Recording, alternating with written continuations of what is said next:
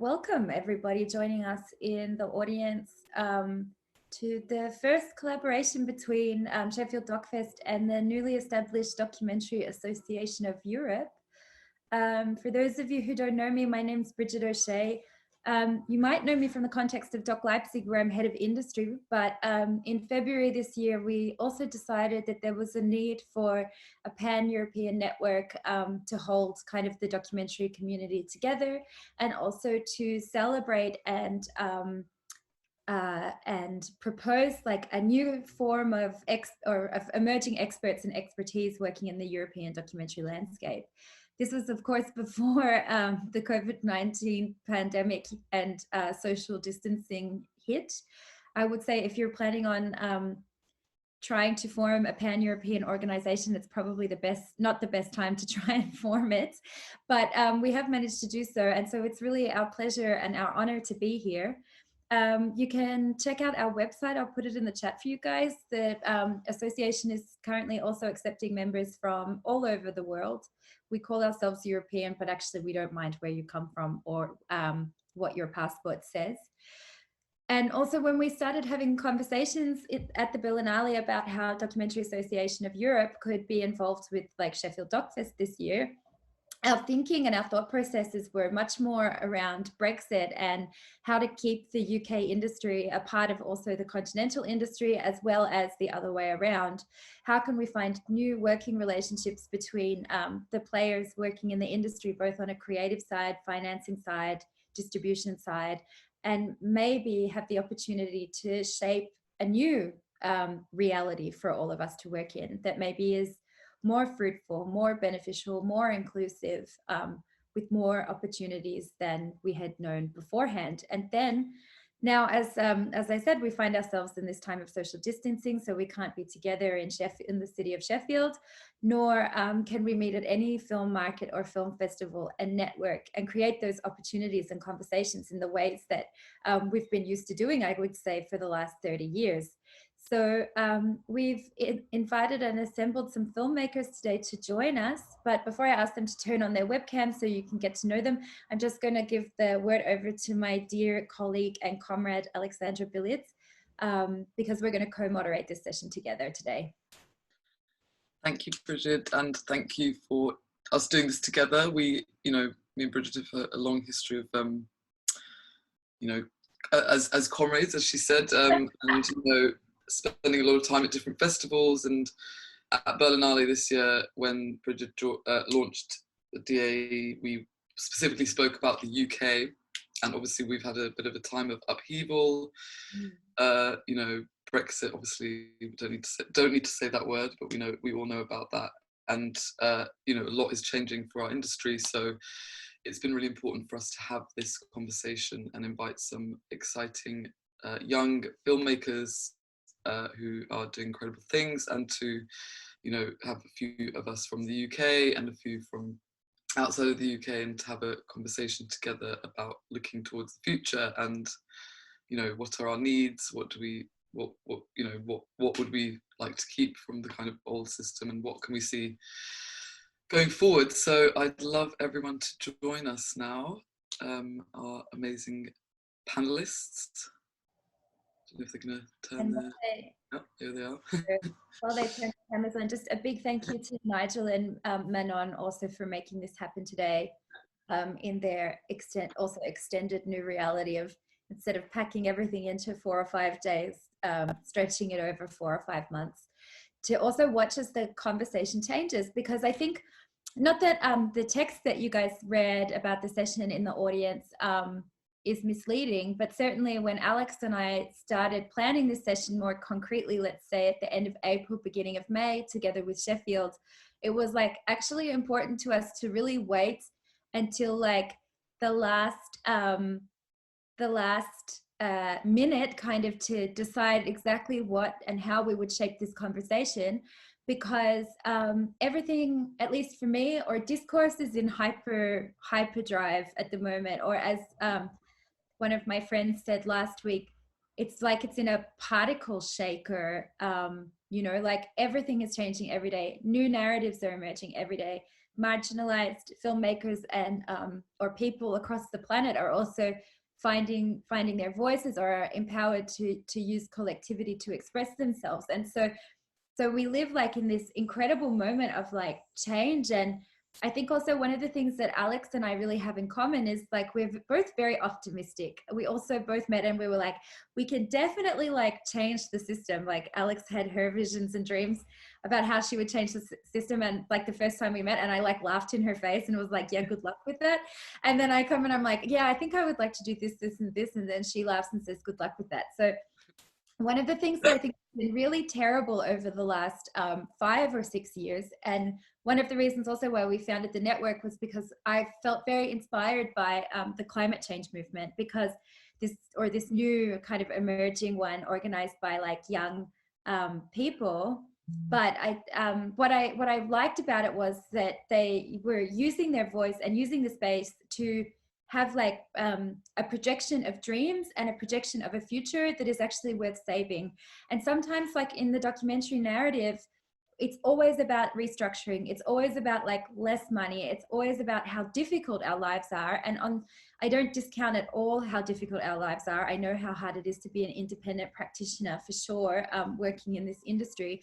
But I do think that we need a space for dreams, a space like where we can, you know, have the time and the opportunity to think about how we would like to work in a different way. Like, why do we accept the status quo? And so that's why we're here today. And I hope that with these opening remarks, you are welcome to also like share your ideas in the chat. I see somebody writing old people using films to express our artistry and dreams too. What about us oldies? We have no exclusion. There's definitely like no age, or emerging expertise doesn't have an age limit on it. I mean, vision also comes from all of us, and it's about collectively working out how we're going to work together. So I hope that answers your question. But maybe we start with people based in like the UK. I mean, Anna, we don't know each other so well, so maybe you could just introduce yourself and tell us like 2 or 3 things about your biography and maybe why you think we've asked you to be here today. Yeah, sure. So I am a documentary filmmaker and sort of journalist, writer.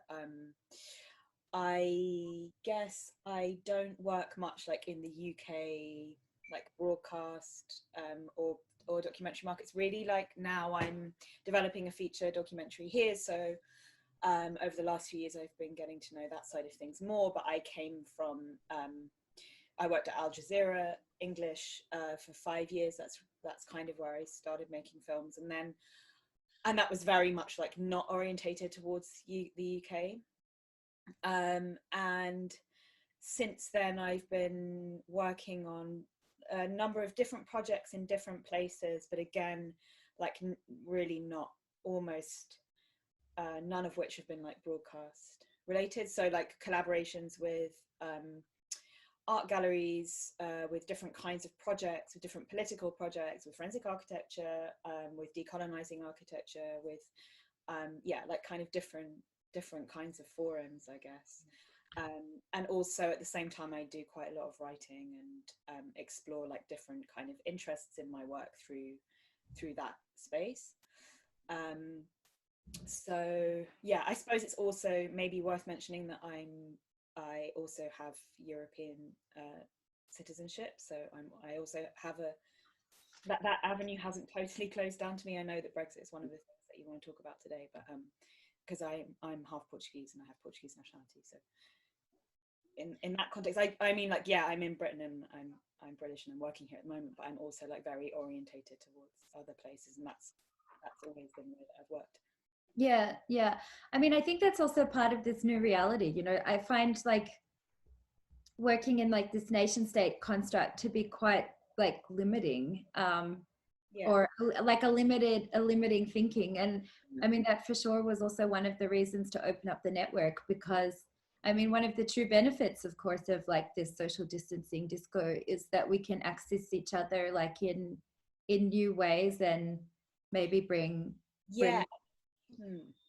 the only thing I'd say about that is like, I think that for lots of people who are like myself, and definitely like some of the other panelists, that's our kind of our life experience, where like we've maybe come from where we've got like mixed backgrounds, or we've grown up in diasporic communities, and like these ways of being, of like communicating with your family by Skype, or not being present when people are sick, or any of these things, like maybe more part of our, or have always been part of our like ways. I mean, I can only speak for myself, but certainly that's my experience, and that's something that I've been sharing with other friends recently.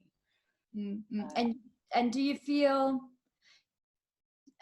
like you're like waiting for this kind of like crisis period to end so you can get back to doing something, or do you still feel like your output, let's say, is unaffected by like this new reality we're living in? Or do you feel like you're working more? Like, what's your experience been like? Yeah, it's weird because like on the one hand, I was meant to be in production. I was meant to be like literally shooting interviews from May to September, and obviously that hasn't happened. So in one sense, yeah, there's been a total shift. And on the other hand, like some of the stuff that I do has just like it's just carried on as ever. And of course there's like, in terms of like funding and what this means for projects where like I had funding that was dependent, that was specifically for shooting these interviews and being paid for working on that part of the project, which I don't currently have access to, and that I know that that's a situation for other filmmakers as well. So yeah, it affects me on different levels, but on some levels I'm still working just as I always would. But Malin, maybe that's also a good segue to you, because I heard the word galleries and journalism. I mean, you work in like, perceived from the outside, the holy land of Sweden. Yes. Money and all the inclusion and all the diversity. Yes, I'm an independent producer, and I work also as a curator, mostly with moving image. So a lot of my projects are sort of situated in between the film and the art world, which makes it super difficult to finance because they don't really fit in any box.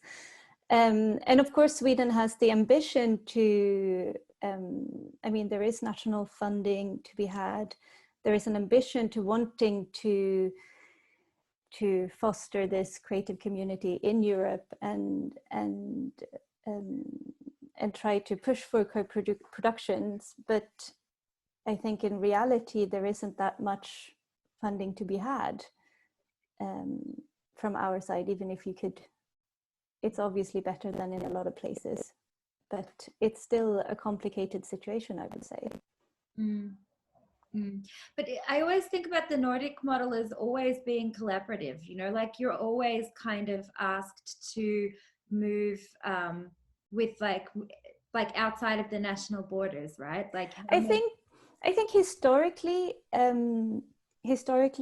the Nordic countries have been co-producing for a long time, but within their own little clubs, so Scandinavian co-productions sort of, and that has I guess for the last 5 or 7 years been enough.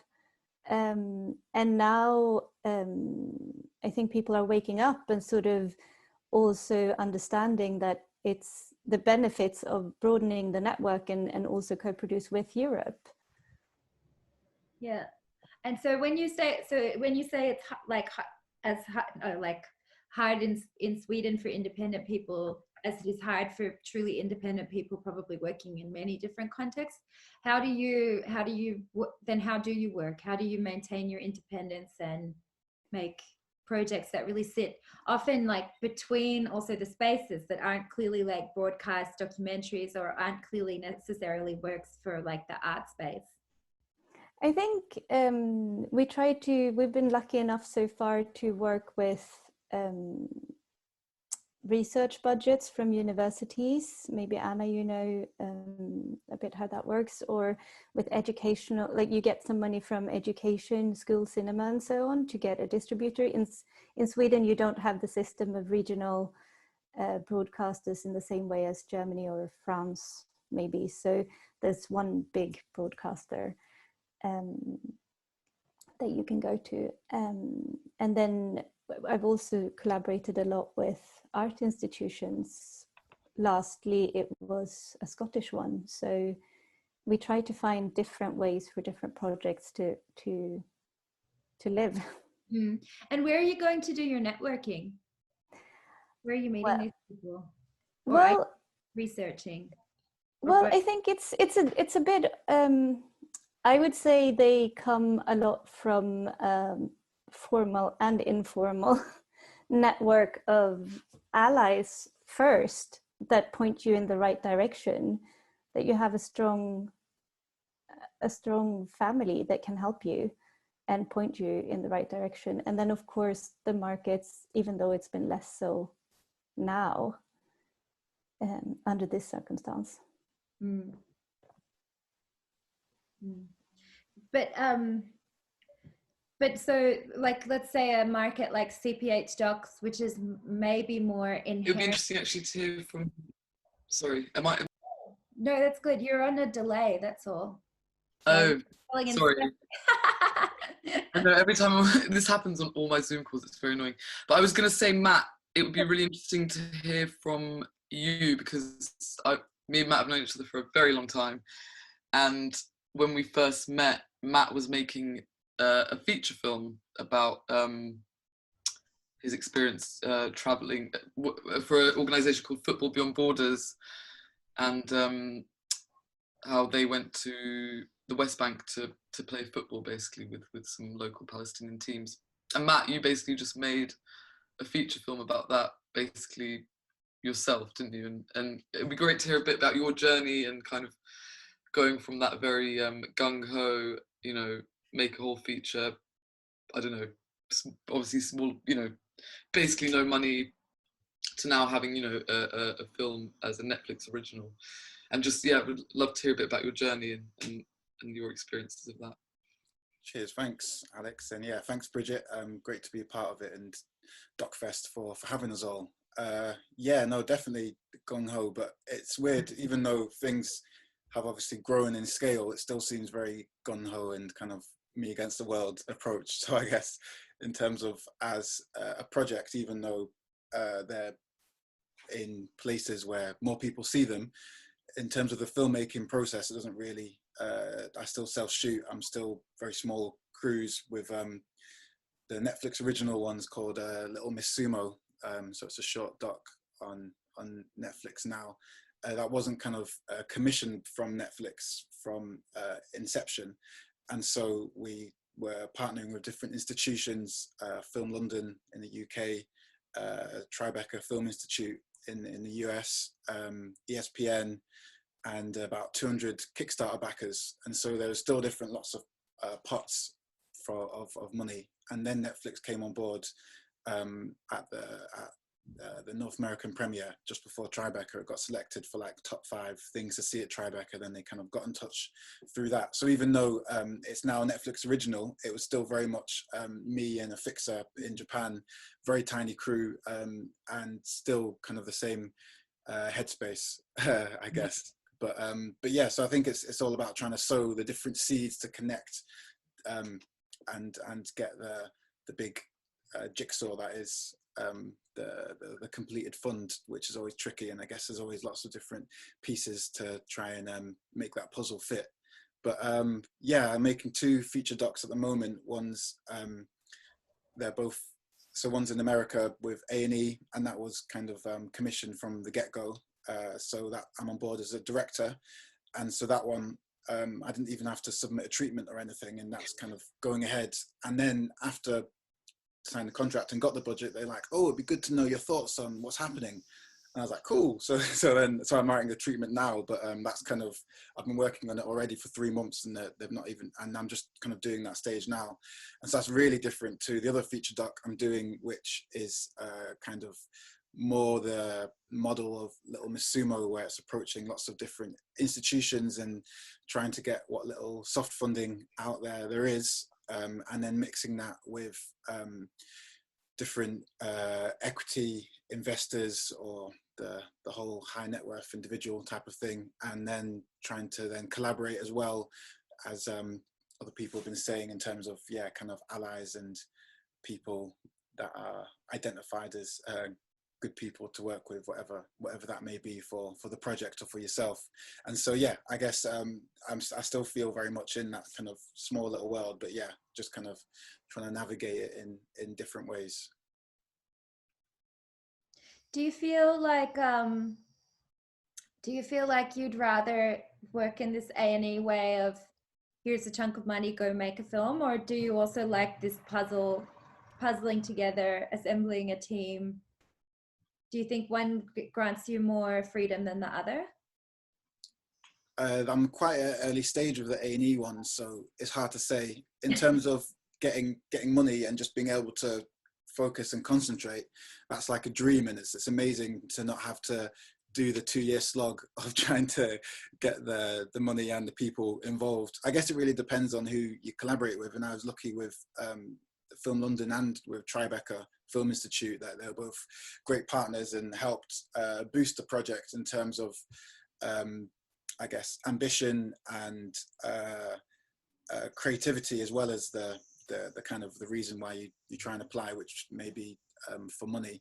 And so there were other benefits that weren't automatically, as I was applying, I didn't really kind of consider. So that had been great to have them on board, and both of them kind of contributed a lot to the project. So I guess it's that's really helpful, but I'd think that the broadcasters would like to think as well, like, so A&E, they'd think that they would also do that. And so I'm not at a stage yet to say in terms of creatively where there is of benefit, but just in terms of being able to focus that energy as a director into the creative side of things, as opposed to the creatively finding money side of things, is a relief, and I do like that.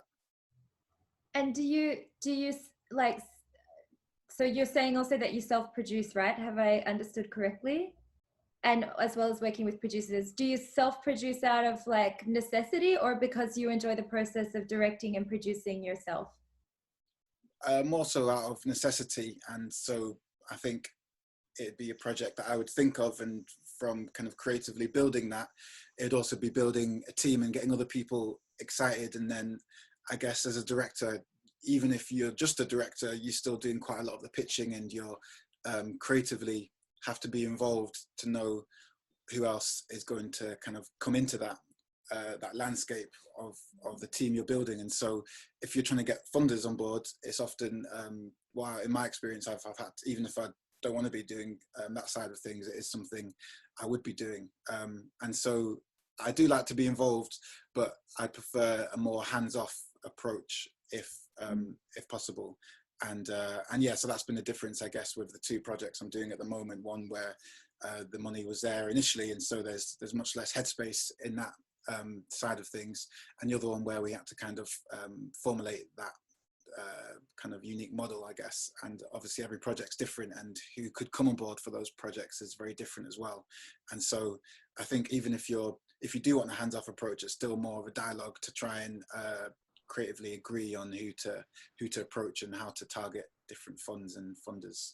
Yeah, actually, before we come to Nora, I have a question for Alex.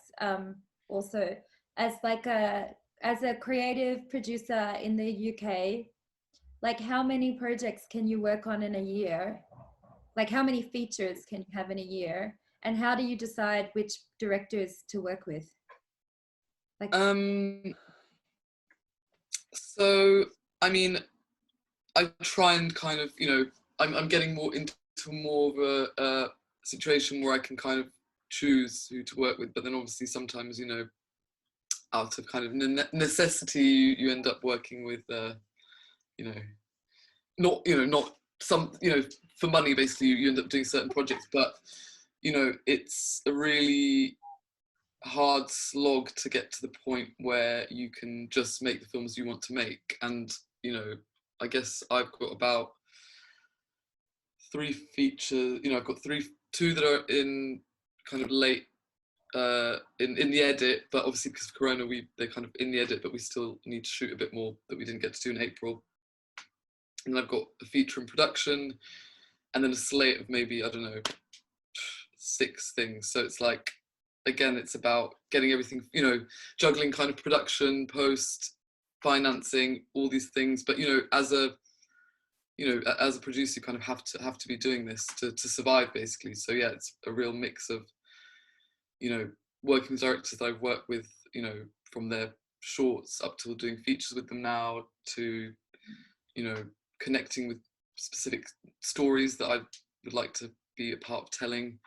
You know, I tend to work with kind of people who might not usually get a step in, you know, the usual way, or perhaps have had less opportunity than others. And yeah, I guess it's a tricky place to be making films. I mean, it's funny, you know, as you know, we've met many times at European festivals, and I'm also from I'm from Bosnia originally, so I kind of see what's happening in Eastern Europe a lot, and I find it really hard that I'm kind of unable to. It's really difficult to kind of co-produce UK with, I don't know, Serbia, Bosnia. It's like, you know, unless it's almost impossible, basically, unless you could, you know, definitely not from the money available to us in the UK. Yeah, there aren't very many options, and it's just kind of unheard of. So that's something that I'd love to kind of see changing. And, you know, there's certain conversations going on at the moment about, you know, what can happen in the UK. Like, you know, we said, like, we're out of creative Europe now. Is there the potential or possibility for there to be something created where we can, to make it easier for us to co-produce with other countries, and, you know, bring films here that are not necessarily of a, you know, UK topic or UK, you know, director. It's a very, yeah, it's hard to be a kind of independent producer here, and it's going to get harder now, but yeah, it's just about finding kind of new ways and new methods of working, and yeah, being able to support amazing directors and voices that you want to see do well. So yeah, have I answered your question? I feel like I've gone off on a big tangent, but yeah. From the audience, there's also a question, but Gary, you've just got to hang in there. I'm going to get to it, but at the end, just a little bit longer, I promise. Also, for anyone in the audience, you're also really welcome to put your thoughts or ideas into the chat. That's super nice. Krishan has been doing it too. So just say what you have to say, and I promise I'm keeping an eye on it, and you won't go forgotten. But I think I just have one last question before I go to Nora, which is like, so you already said, like, redefining the model of co-production in the UK landscape would make your life easier, let's say. But if you could have like one thing, like if somebody came to you, like a fairy godmother came and said, I grant you a wish, what would your wish be for independent producers in the UK? I don't know if Alex wants to answer, or if Matt or Anna wants to answer. Can be more open. Sorry, I was waiting for you, Alex. I thought there was a delay on the, on the thing. No. Love to hear what you think about that. Nice. I like the little dish off there. In terms of with so if a fairy godmother said for producers in the UK, yeah, you can have one thing, like more training or money for self-distribution, or like a school, or like, I don't know, what would you wish for? Yeah, I think systemically there's been a lot of conventional routes and pathways that people have gone down and continue to go down, and I think granting autonomy and allowing for more grassroots projects, institutions, even connections and collaborations, I think for that to then have the same amount of power as those institutions which have come before, and to be able to see them as equal and on a level playing field, to allow for those to get as similar amounts of exposure to come about. So I guess to try and reshift and rebalance different hierarchies that have been in place for a long time. Yeah. Sorry, I'm delayed. I'm very aware of my delay, but just to add to what Matt's saying, yeah, definitely. And, you know, even in the last however many 5 years, there's definitely been a shift in the balance of kind of, you know, who's got the power essentially in the industry. But I feel like sort of, you know, you can just even see it from coming to Sheffield, kind of how Sheffield's changed in the last, you know, 5 years, seeing kind of lots of kind of new faces and also seeing that kind of, Matt, as you were saying, the kind of pressure from the more grassroots kind of filmmakers and sort of, you know, the fact that the industry is opening up a bit more, it's becoming a bit more accessible. That effect is having an effect. You know, people are kind of listening more, and I feel like opportunities are slowly arising. And yeah, definitely. I mean, if there was like one magic thing that we could have in the UK, would be that kind of support for, you know, early stage projects, a bit more of a leg up for filmmakers who, you know, maybe haven't had the same opportunities as other people to get into the industry. Yeah, and just a more accessible world and a more kind of, more of a support network. I think about these things are slowly getting better. I'd say.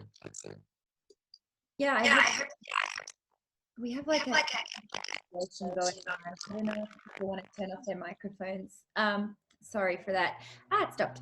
So, I mean, I think that this is a general thing. Like, and this is also maybe a really great point to come over to Nora on, because, like, you actually have a very wide experience in the industry, right? And so maybe you can tell us just a little bit about your background and about how you got to where you are now, for the audience. Yeah, sure. So I was born in France, raised there, but then I escaped when I was about 15, went to study abroad and never really went back. And I studied at an American film school at UCLA. And from there on, most of the stories that I've been telling have been American, from my own personal creative projects, or I have been working with American clients. Namely, you know, I've had a bit of a news background, so I've been working as a news person for news platforms. I got my start in the industry by working on, like my first project was a new media project, actually. It was a web documentary back when that was a thing. And there was a trilogy of short docs that also had a really successful run. One of them premiered at Sheffield Doc Fest, and also Hot Docs and Bird and Alice had kind of like got my start. But I would say that I am what we call politely an emerging filmmaker, which means that I have several feature-length films, documentaries right now that are at various stages. One is about to be broadcast in Germany, actually, this August. One other was at the Meat Market last year and is in post.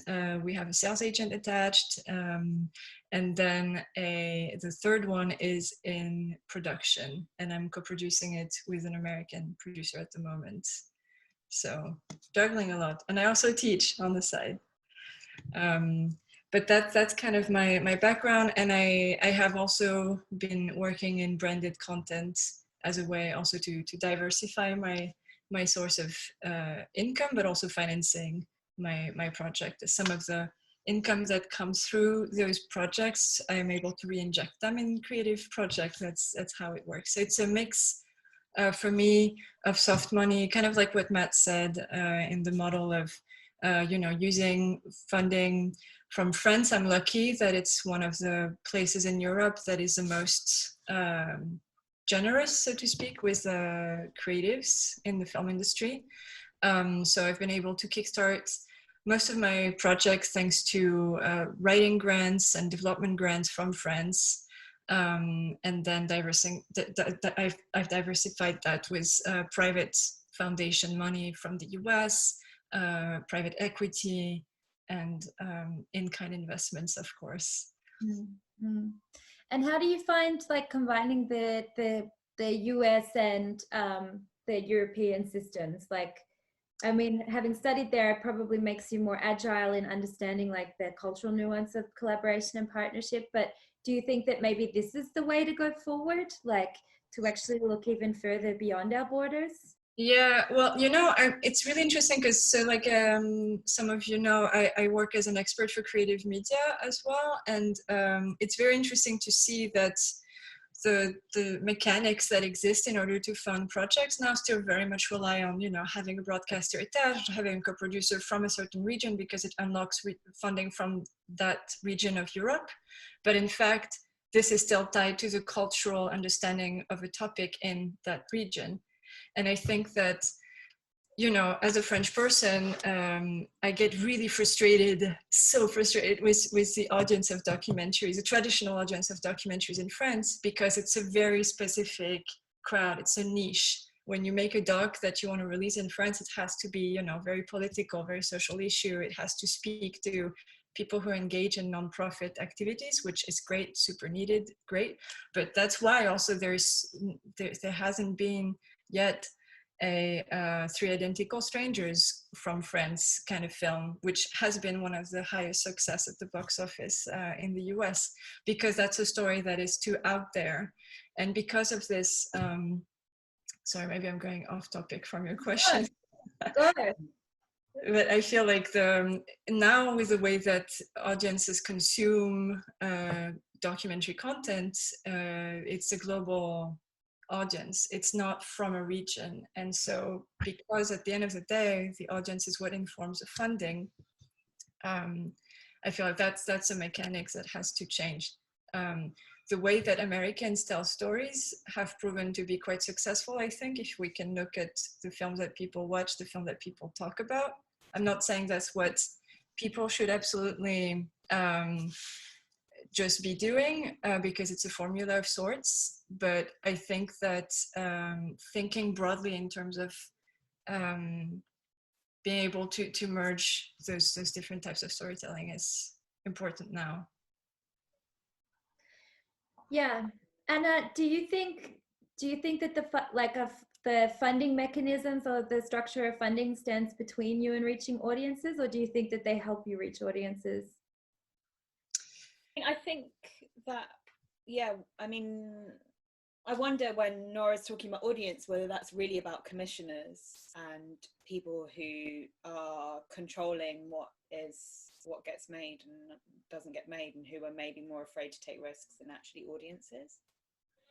I think that I feel like that's what happens. Like, so many of my projects I know are just, there's no point in pitching them to loads of platforms and commissioners here in the UK, because the decision makers at that level think that they're not viable. But I don't understand that really as audience, because I meet people all the time who think that those are really interesting stories, or stories that really need to be told. So for me, it's more about who's commissioning and who controls the very, very tiny pots of money that there are in this country for making documentaries. Sorry, it's my doorbell. It does stand in the way. That's what stands in the way, and that's why I'm always finding other ways to make a project. And like what Malin was saying earlier about that in the art world, or when it's galleries, it's tiny budgets, because they don't work with commercial scale film budgets. It's like, here's €1,000 to make a video. So you end up making something that is, not what the vision that you have in your mind necessarily, but with those resources, because that's the only way that you can do something with that subject matter. So that's my experience. I mean, Malin, that's also something that we were talking about, that like often there's only like space, or you were saying in your like discussions with the broadcast, and not to demonize the broadcasters, by the way, like we love the broadcasters, they're great like there's so much broadcaster bashing, which is so unfair because they're also only working on the structures that often they have no influence over. But you were saying that in your discussions with broadcasters and funders, often there's only room for like one LGBTI story, or there's room for like one Black Lives Matter film, or room for like one COVID narrative. And so I think that kind of taps into what Anna was saying about so like you have a different vision or a different lived experience or whatever of a filmmaker with a different approach maybe to what like a film center is used to seeing. And so how are you getting like, and knowing you very well, like you work with a lot of really interesting filmmakers who are also often, as we say in German, Quereinsteiger, so they aren't graduates from film school. So how do you approach getting that budget bigger than €1,000 or convincing people to come on a journey with you into something that's maybe more intangibly unknown? I can't speak English. It is my first language. And you have to take well, let's say I'm not always succeeding, but I think what has proven the best way so far, touch wood, is to, as Matt said also, and Anna, like those little bits. If you get those little bits, you can actually go off and do something. You can do some research, you can do some test shooting, you can come back and show some material, which is oftentimes I work with people who come from the art world, or people who are maybe not trained in traditional film schools or so. So it's not always that you have the ability to come and present a treatment or a very written proposal in the way that broadcasters want them. So if we can just get our hands on that. So that fairy godmother was, I'd say, support for emerging filmmakers to help them be as how do you say, to be able to choose the projects as the way you'd like to. Aleksandra, you said sometimes you end up doing things just because you need that funding, and I think that's really dangerous, because it's hard work to make films, and you have to, if you need to be, if you can get that little amount that makes you focus, being able to focus on the project that you really want to do, then I think that helps a lot, especially in the beginning of a project. So what's the word? Patchwork. You take a little piece here, you take a little piece there, and sometimes even if the art world is has very low budgets in comparison to film making budgets, they oftentimes can come up with an amount earlier on than film financing, I find. I don't know what you say, Anna, but you can come and say, I'd like to go and do some research here. I want to look into this, and maybe it won't take you to a finished product, but it will get you somewhere. And I think that's been really helpful in my case. Yeah, thank you. I'd like to ask something actually from Christian. He's saying he'd love to hear from the panel about how filmmakers might collaborate with each other and other practitioners, artists, science researchers, activists. Does anyone have anything interesting in that from that question? Maybe Anna. I mean, that's kind of, I guess that's how I've worked. Yeah. Basically, you know. So from like recent projects, just to give some examples, like last year I went on a sort of filming research trip with a project based in Sweden, Decolonizing Architecture, which is based at the World Institute in Stockholm, and that was part of an MA program on looking at the afterlife of colonial fascist architecture in Ethiopia and Eritrea. And we just found a way that I would produce the materials for the course, but it enabled me to go on the trip, to collaborate with them, to shoot whilst I was there, also to be part of loads of discussions between various different practitioners, from academics to researchers, artists, architects, in and from those places, as well as coming from lots of different places who were on the trip, and then that's a collaboration that's still ongoing, that way beyond that trip, because we were able just to fund getting the materials, like filming basically. So now we have some footage and we have some research, and we can work with those materials, and so we're collaborating now towards an exhibition, and there's some money coming from the exhibition. So that's like one way of like putting stuff together. When I was working with forensic architecture, we did it, we had like some funding, for example, from Amnesty that was particularly related to an advocacy project. And then there was other funding that was sort of research funding, other funding that was university funding, and we were just putting all those things together and just doing whatever we could. I mean, it's not like interdisciplinary. I don't know how, like, yeah, maybe also Matt, I don't know what your experiences are like interdisciplinary collaboration with people from outside. I think it's great because it just pushes, you know, you get really stuck in this formulaic way of working and you don't need to. I really enjoy it. Mm.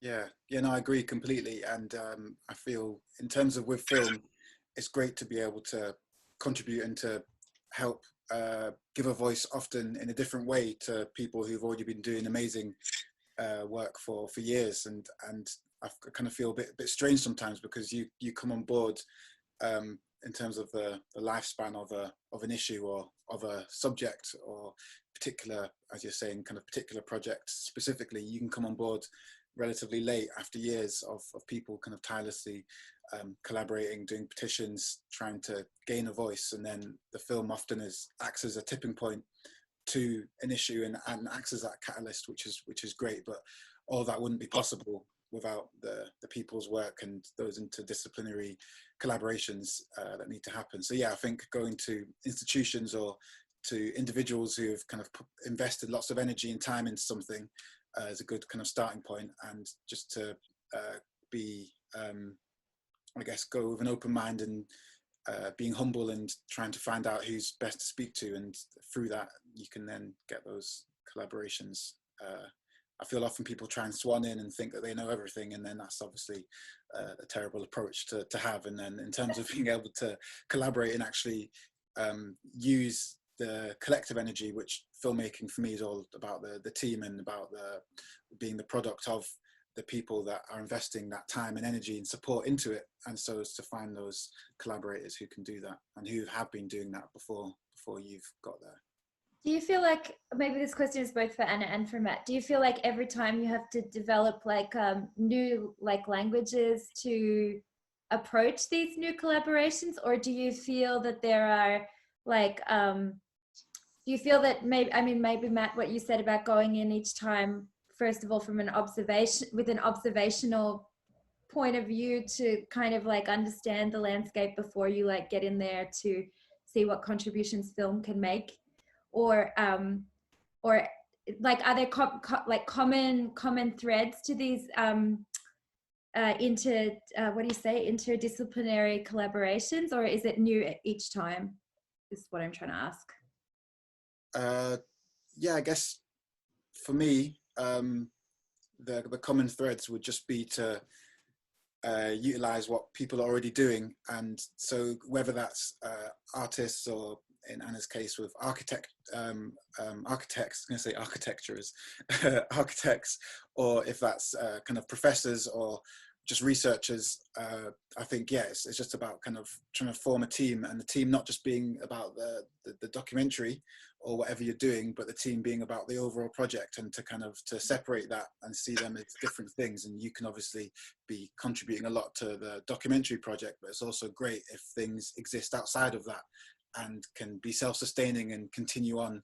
And so in order to do that, I feel like it's, yeah, definitely worth going there initially for just having the general project in mind before you then focus on the individual documentary project. And that can also help then if you then, when you do take a step back or focus on other things, that stuff can still happen, and there could be parts of a social impact campaign that then can be self-sustaining, which I feel is really important for me. So it's not just a film as a film, but it also contributes to the issues it discusses, and hopefully helps make a difference way beyond when you've kind of stopped putting your entire life into it. Mm. I just want to add to that. We worked on a project that was kind of in that spirit, where that's a feature-length documentary about a team of inmates who get together in order to train a leader dog for the blind, and that was at the Meat Market last year. And so we worked together with, we formed an advisory board essentially, and we reached out to a group of students at Berkeley in California that were former inmates. And they screened works in progress samples of the film as we were editing it. And so we got not only feedback from them, you know, given their background and their knowledge of their experience of prison, but they also created a study guide, which we will be using for, you know, conversations, just because that gives such a different point of view than the one that you would ordinarily think of. Mm-hmm. So these are the kinds of collaborations which are definitely, which can break a lot of barriers. And that might not also be the automatic audience, but it should be. But in terms of if it was the traditional routes of getting a project out, you might not, the first time people who had been former inmates might see it is on the TV. And yeah, I think that that's really important for the people that you're going in and trying to help amplify, that they also are a part of that process, definitely, as opposed to just being an inactive person that you're kind of just sucking their voice into the camera from, that they're also contributing in other ways, in other forms. Okay, so we have another wish for the fairy godmother to make sure that that's happening on every production and not just on, as Gary described, humble and intelligent filmmakers together in this Zoom conversation. And certainly, I mean, this is also one of the, I don't want to say the failings of the co-production model, but of the European co-production model. Often these kind of considerations about working with groups outside of the film industry are really forgotten, I would say. Or do you disagree, Malin? Or agree? Hard one. I think it really depends. I think there are a lot of, I think I would like to say that there are still a lot of good examples of collaborations where you work together and you sort of co-author a film or a story, that you don't take, that you're also very transparent of how it's being made and who's contributing with what, and it's not just the production company who retains all the rights. That if you work through it properly, then you can do it in a way that that it benefits everyone who's collaborating on the project, and not just sort of going in and retrieving knowledge. That it's a true collaboration. And maybe, Nora, like the reverse of that is, or like if you take like social justice and empowerment on this side, and everything that is in the value chain to get over here, then you also were talking about working with brand and content, which I guess is like over this side. Or am I incorrect in my thinking that like these are polar diametric opposites? Like, how do you combine both, or is there a very clear like split for you of when you're doing things in a corporate interest versus in a, let's say, social justice interest? Yeah, I haven't yet gotten sponsored by Adidas to make a documentary, unfortunately. I know some people have, but for me, it's mostly about diversifying the source of financing in order to then I just inject it, like I said, in the project, in the development process, or in the production if it needs to. I like to also work in branded because the timelines are so radically different. Things happen really fast, and you get more budget than you would for a feature-length doc sometimes, and visually you can achieve things that are polished and cinematic, you know, I mean, that you can also do in documentary, but it's also a good like platform to try out things. So I like to diversify like what I do also by doing some branded sometimes. But yeah, in terms of collaboration, I think that I love the idea to, like we were saying, you know, bring people who are not necessarily filmmakers, but it only works also up to a certain point, and they can bring, you know, their own knowledge and their own experience. When it comes to polishing a cut and making a film work, like you need someone who is a filmmaker and who has more experience than you, or a different perspective to really make it work. And so for that, I've been working with executive producers who are more veterans of the industry, and their notes always make a huge difference. And again, that's really based on what kind of story I want to tell, what kind of film I want to make, and I go to people who have made films that are similar in the tone, in the look, in the feel. Yeah.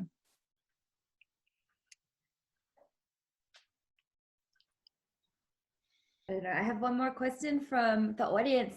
Sorry, it's from Jane Renton. She says, I'm interested in an earlier point about how we get a project passed. The often made point by broadcast commissioners that they've already done projects on autism, blindness, etc.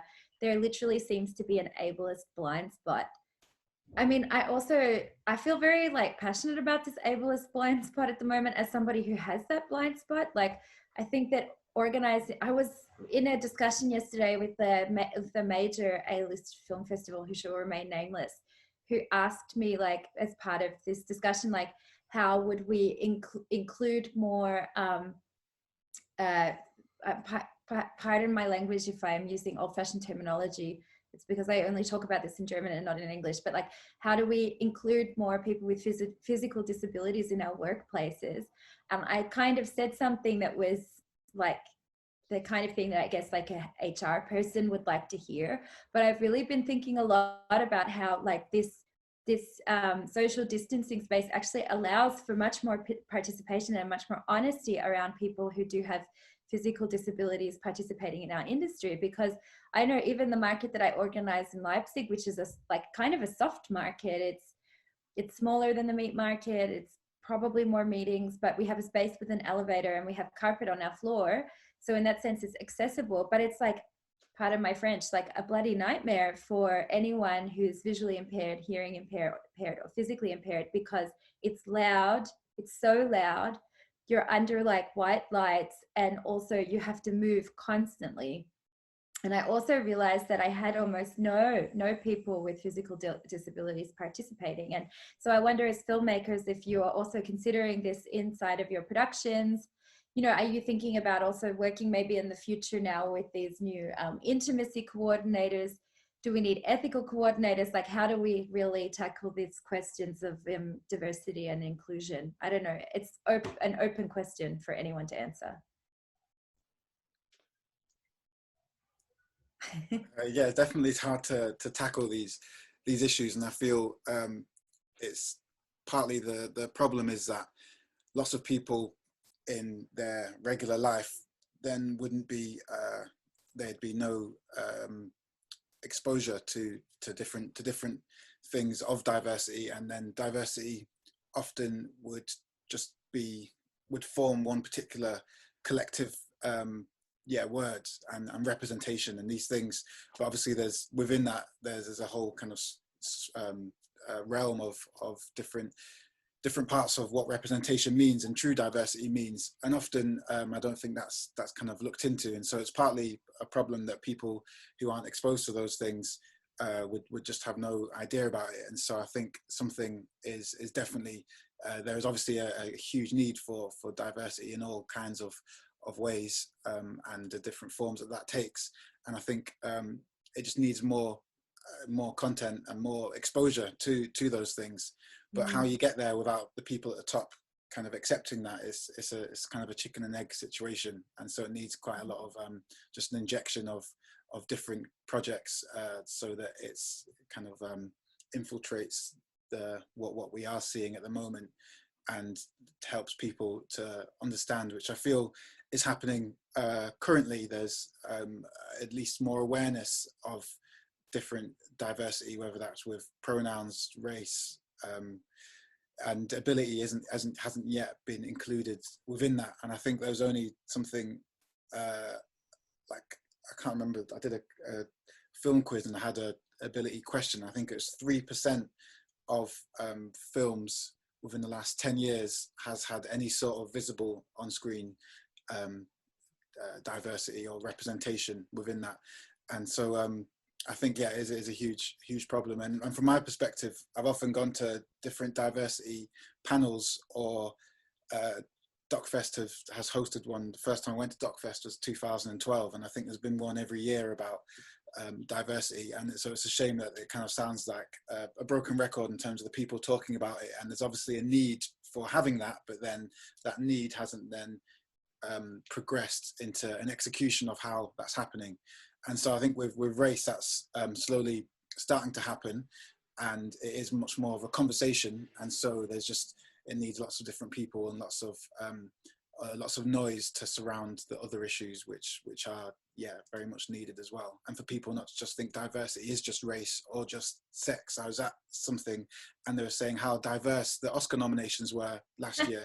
There was my film was the only kind of long-listed one, there's one other one of a person of color. And so it was great that there was a diversity of genders, but that's all that they were talking about. And they kept on saying diversity, and it was at this, also will remain nameless, but at this big kind of funders thing, brunch, and they were kind of celebrating how diverse it was. And that was, to me, is me and one other person, which were the only non-white people in the room. And so I was like, and there's over 100 people there. And so it is the epitome of something that wasn't diverse in my mind. And that wasn't kind of even acknowledged, that, and I got mistaken for the other person in that thing at the time. But yeah, so I think in terms of diversity and representation, it needs to be a huge amount of awareness needs to elevate, so that people can start trying to implement and to have project and content that is truly representative. Yeah, I have one more thing. Sorry, as the moderator, I should shut up and let you talk. But I have like one more thing. Like the one thing that this crisis, like this, that social distancing has like at least changed for me and my work, is that like I just like I cannot accept working in a framework that doesn't just like suppress, like it's not even just about like suppression of like marginalized minority voices, like on a structural level, which is also, I mean, the EU, like media is doing their best to change, and, you know, changing these old structures, it takes time. Like you can't like revolutionize it overnight, I don't think, or more realistic than that. But like, I don't understand why I accepted to work for so long in a framework that doesn't just suppress, but also like violently suppresses or oppresses certain groups, you know, like including like these ableist narratives. Like, why does a film market have to be in a marble building that only has stairs and has one elevator in it? Like, who decided that? And isn't there the opportunity for us to, I'm obviously describing Martin Grobusbau of the Berlinale, or like, but Cannes is the same. Like, who decided that the marché has to be in those tents with wooden stairs? Like, who made that decision? And why do we accept that that's the way it is? Like, in the same way, we decided that like women don't have to wear high heels on the red carpet anymore. But like, so what is it? Like, it really does, I think, take individuals to step up and say, we, like in these structural decision-making levels, to say, we do not accept to work this way anymore. We listen to the people around us who have said quietly for a while and now are screaming change. We listen to them and we adapt our work. I don't know why this is so hard. But maybe it's also not so easy. Maybe I'm naive. Anyway, I don't know if other people have thoughts. I do feel like, you know, this time, and, you know, like you're saying, everything has gone online. People are having more time to kind of, you know, think, maybe communicate the fact that, you know, markets have now taken place online. I think, like you were saying, Brigid, I think a lot of people are thinking about the future, and, you know, as horrendous as this time has been, it's you know, probably the only time we'll ever have to have stopped for a minute, you know, from our, you know, various bustling lives and traveling, shooting, going to various festivals. And I think, you know, if this isn't a time for things to change, then I don't know what is. If this isn't a time for, you know, like talking about even just the buildings that everything is hosted in, and the fact that it's expensive to go to a market in Berlin. I mean, it's horrendously, it's crazy.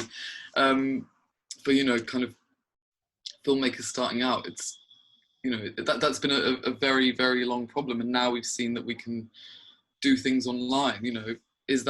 How is that going to, in the future, are things going to change permanently? Are they going to go back to normal? I mean, Brigid, you're working directly in that. You run a market. It'd be really interesting to see what kind of what this time, what you take from it, and also in Matt, exactly what you're saying.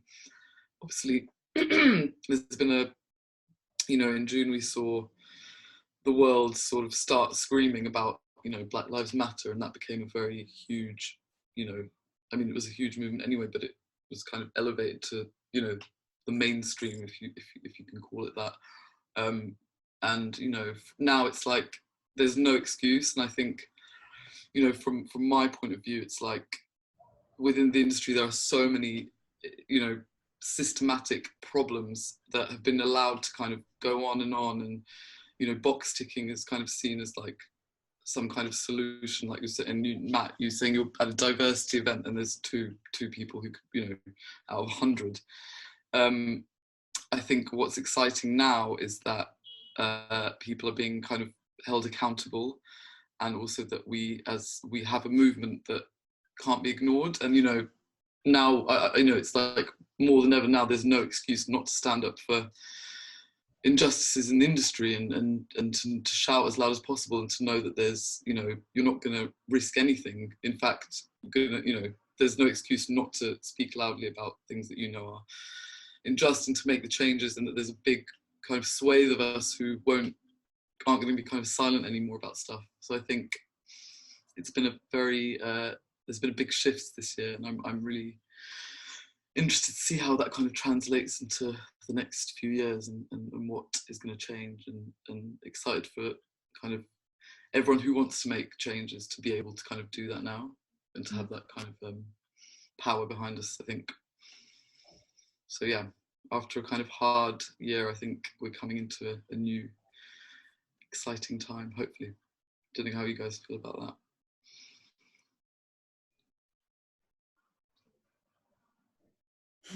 I mean, yeah, it's funny to me because one of my very first internships a long time ago was actually at the Marché du Film in Cannes, the film market there, and they were really already speaking about how they were very afraid that one day we will not need to all travel to Cannes to make those deals in person, that everything will happen online. And I think that time is, like you said, Alex, it's coming.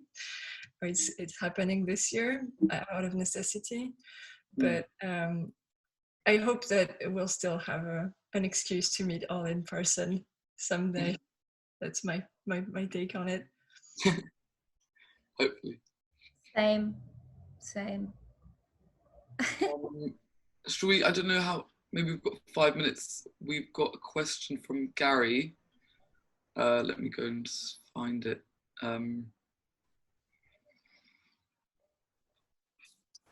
There's a couple of them.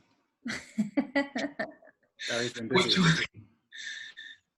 I think this one is like maybe like in you guys' experience, the producers and filmmakers, which is everyone except for me. So like basically I'm the only one who can't answer this question. Like he asks, what are the funders and investors interested in funding as subjects the most, do you think? Do you think it's different every time? Sorry, could you say that again, please? Sorry, what are the funders and investors interested in funding as subjects and themes most? I think it depends on which funders and which people. Lots of people have different priorities, and yeah, so I think they kind of constantly change. There's obviously the global ones, and so now a little bit of a tick box thing, as you're saying, Alex, is more of the Black Lives Matter and how to represent that. And yeah, I think when Greta was bigger, doing her thing, climate justice was a thing then, and before that, Me Too and feminism, And so I think there's these global issues which take front and center stage, and unfortunately then kind of get swept to the back burner, and a different issue comes along and does that. In the UK, obviously, Brexit was a massive thing, a way that you couldn't avoid. So yeah, I think it just depends on what it is, and I wouldn't personally be dictated to issues so much and you should just obviously be dictated to by issues that resonate with you and are important to you, but I don't personally kind of do something just because it would be the status quo to do it then and there. And it's good to bear in mind, but I wouldn't say at all that it should kind of dictate what you make a film about or what you focus on, from my personal perspective. And hopefully that if you want to do something, then there will be an audience and appetite for it that is there. Do you have advice? Maybe this actually, it doubles up also with a question from Lorenzo anyway. Do you have like recommendations for people maybe starting out, like where they can find good, like, or how did you, when you were starting out, where did you go to like find out what funders were interested in and make connections? And maybe in the digital space, are there resources that you've been using, because you get a call out also about how good your socials are? Love that, Lorenzo. In terms of well, DocFest, I came to 2012. I was part of this thing called Doc Future that chose 6 filmmakers from the UK, and then they gave you a mentor and a roadmap of what things to go to, and that was amazing. That was my first film festival, and then meeting people through that I'm still in touch with and still have connections with that. And so yeah, DocFest has been a big supporter and has been great. I'm not sure, I don't think Doc Future is still running now, unfortunately, so I'm not sure if there's an equivalent with DocFest, but that was really great. I did another thing with BFI, again, a kind of emerging filmmaker scheme, which gave you a small budget to make 2 films, and then one of them went to Cannes, which then helped with opportunities, and the other one was on BBC 3, which also helped within the kind of the broadcast route. So I guess it's about kind of just aiming high and trying to do a lot with a little, and hopefully getting lucky and having certain things connecting and making things happen. But it is hard. I think now maybe Doc Society has a similar training scheme. So yeah, I'd look at BFI, and Doc Society has a resource page on their website about different funding bodies. And in terms of recommend platforms that offer free digital panels, masterclasses, Directors UK, they have a good SoundCloud podcast, which has different conversations with filmmakers. Hollywood Reporter is obviously very kind of Hollywood orientated, but those of the different Oscar nominees, they have different panels as well, which are good. Yeah, off the top of my head, there's those, and then there's also obviously lots of great content out there from DocFest, kind of putting out some things with I don't want to name different things, but yeah, there's lots of good platforms that are doing things. So yeah, those would be the starting point. Yeah, I like B2B Doc a lot. You can follow their Malin also just put a bunch of stuff in the chat. That's nice. Some cute links to Bill and Ali Talents and the lectures there. But the B2B Docs, which is the Baltic to Black Sea documentary network, which is more like, it's not like focused on post-Soviet countries or Eastern Europe at all. They are also doing like much more general sessions for people who are looking to make their first steps in the international market. And you can just join the Facebook group. You don't have to be from one of those countries. And also Documentary Association of Europe has every Friday a hangout at 4 p.m. CEST, that's GMT +2, so like 1 hour ahead of the UK, and everybody is welcome to join. Everybody is welcome. You can just send us an email to our info address and we'll send you the secret Zoom link. Also, Nora posted something to a good podcast. I mean, this is like one of the nicest things I think about working in documentaries. Like, we are a like generous bunch of people. We try to share what we know, share the crumbs. that are left over for us in the audiovisual budgets. And make a cake. Yeah, fucking pardon my French. A delicious cake. Sorry for people. Delicious cake, yeah. I'm Australian. I swear a lot. Like, yeah, we're making delicious cakes despite all of these challenges, and I think like collaboration for me is the only way to work it out. Yeah, totally. Definitely. Great. Maybe it's a good place to leave it. No, thank you so much for joining us, everybody. Thank you. Thank you so much. Yeah, no, Thank you for having us. Malin is also on a Swedish island, so she can like take her shirt off now and put her face. Good. Okay, cool. Thanks. So, bye.